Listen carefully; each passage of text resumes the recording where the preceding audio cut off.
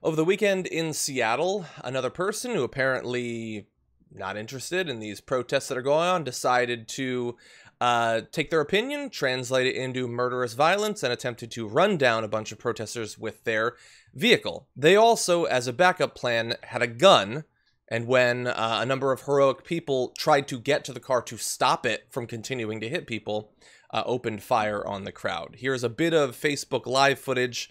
You'll be able to see the car thankfully not hitting anyone, and then being swarmed by people. That man at the driver's side window was shot in the arm by this madman, this, let's just say, domestic terrorist. They try to run their car through a bunch of people. That's what terrorists do internationally. And immediately after that, you can also see the individual gets out of the car brandishing the gun, which looks like either a massive pistol, or honestly, from this distance, it looks like he's holding an Uzi or something like that. I assume it's a large pistol. And wanders into the crowd. And there's so many people that initially he appears to get away. Now, apparently, he not only drove through the crowd, but first he had to go through a police barricade to do so. He then walked up to a line of riot police who casually took him into custody. The same sort of casual reaction that I'm sure they had for everyone at the protest that day. This is absolutely unbelievable. I mean, I think this is the same day, right, that Seattle police have been tear gassing.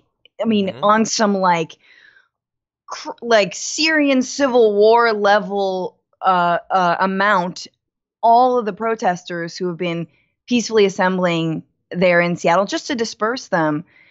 And then this happens. Like, if the cops are good for anything, wouldn't it be to protect people who are exercising peacefully their First Amendment rights from a crazed lunatic who's armed and dangerous?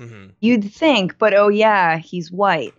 And I think this is what I hope we can all envision in the coming days. I mean, so much has happened, John, in the last week since we've talked on this front. There's been, reforms that have been enacted by the police themselves, right? And we know that it's not enough.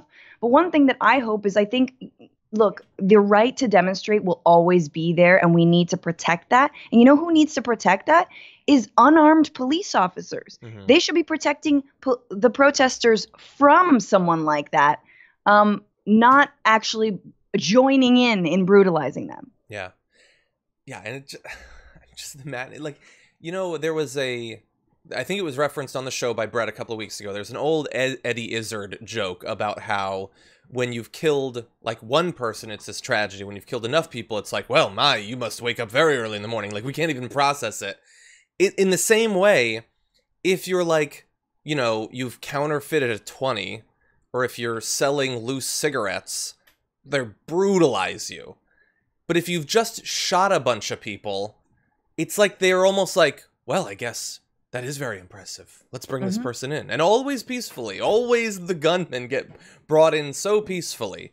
But anyway, the person has been taken in. I imagine they're going to be spending a lot of time in prison. I would hope so, because they not only tried to run over people, they then shot an individual. That person appears to be okay at this point. And by the way, thank you to that person, because, it takes a lot of courage to try to rush to stop this person, because he had stopped his car, but he could have jammed on the gas again and run people down. But these individuals tried to stop them. It was a heroic act that unfortunately got one of them shot.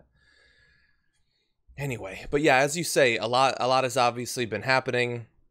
This is the video of, I guess, the violence that we're going to play, but we know that within the last week, there was a 22-year-old college student, I think, that died after being, I think, tear gassed. It might have been pepper spray, but had asthma and died.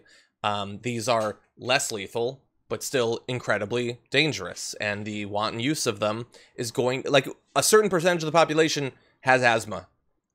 And if this can cause a deadly reaction, and you just willy-nilly throw it into crowds, or as many videos have made clear, cops driving down the road past protesters, just casually spraying them as they go by, like you might, knock a mailbox over with a baseball bat, it's going to have these sorts of outcomes. Yeah. And again, this is something we have to keep remembering, is that, chemical weapons, tear gas is a chemical weapon, and chemical weapons were outlawed by the Geneva Conventions. Mm-hmm. And the U.S. loves to uphold the Geneva Conventions when it comes to other countries, but never when it comes to our own, right? We've utilized everything from Agent Orange to white phosphorus in Iraq to tear gas in so many instances. And remember, it's not just using it against our own populations, but weapons dealers and these manufacturers who we also have to target, who are selling them internationally. If we want to condemn China for cracking down on the Hong Kong protesters, obviously we do because we believe in freedom of speech. But I'm saying if our government wants to, well, then they have to ask who's selling them those kinds of weaponry. To begin with, the U.S. is really number one on that. Yeah. And people are drawing very, very real parallels between what you're seeing in occupied Palestine, for example, in occupied territories, and what the IDF and Israeli soldiers do to Palestinians, and also what happens in the United States, because the training is shared, just like it's always been when it comes to the U.S. military and now our police forces. Yeah, 100%. We are receiving word, though. You made reference to chemical weapons. I got a message from Bill Barr that these are not chemicals. Right. Because he apparently has the same attachment to the word chemical that many wellness Instagrammers do. It's vegan, cruelty free. The chemicals are chemical isn't just, it's not just bad chemicals that are chemicals. Chemicals are everywhere. But anyway, that was Bill Barr. By the way, we got a comment from someone saying that a student in Austin had been killed by beanbag ammo. I am seeing news about head injury. They were apparently, a student was transporting a protester who'd been injured and was hit by beanbag ammunition.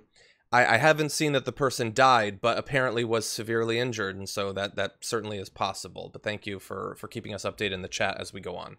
Can I just bring up really quickly that I think some conversation we're not having, and that is very difficult to have right now, is about disarming the police. And I know that actually is a really scary thought. I mean taking away their guns, all the toys, but guns specifically. And it's a scary thought.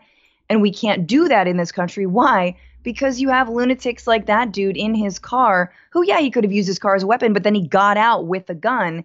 And once again, as we've talked about, on TYT and on the Damage Report all the time, the number of mass shootings, the fact that we can't get any reform when it comes to gun control at all, even the most minimal is fought. Yeah.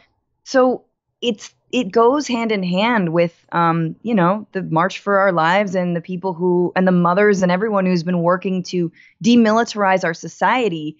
We also have to demilitarize the police.